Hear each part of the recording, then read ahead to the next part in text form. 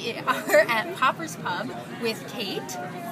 Hi. Hi. And we're going to be going through some budgeting. So, you know, just like a quick, where are we now, where do we want to go, stuff like that. But the first things first, we're at Popper's Pub on Bloor, and we got here before 6 o'clock. So they have half-price appetizers between 3 and 6. So my wings are $4, and your nachos, not nachos, quesadillas are like $3. Yes. And this beer is $5.50, and this glass of wine is $5. So already we're savvy.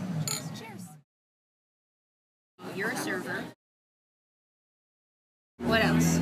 So phone bill covered by company, awesome. Yep.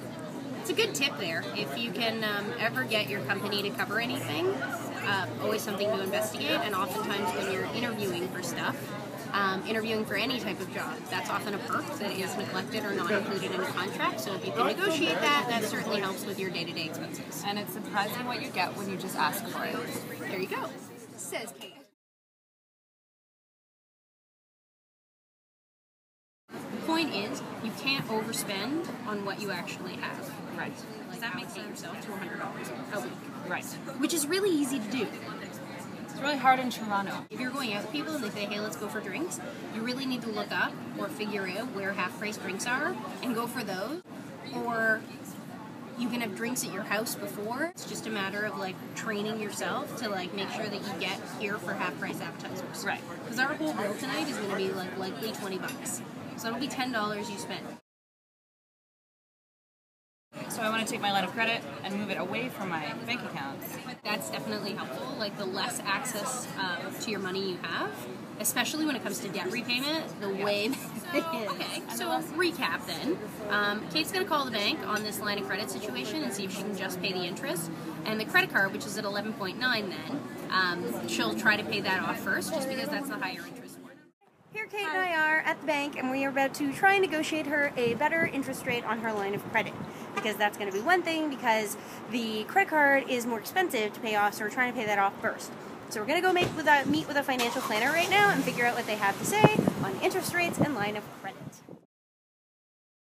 It's only on student line of credits that you can actually only pay the interest. So we learned that today. That's good.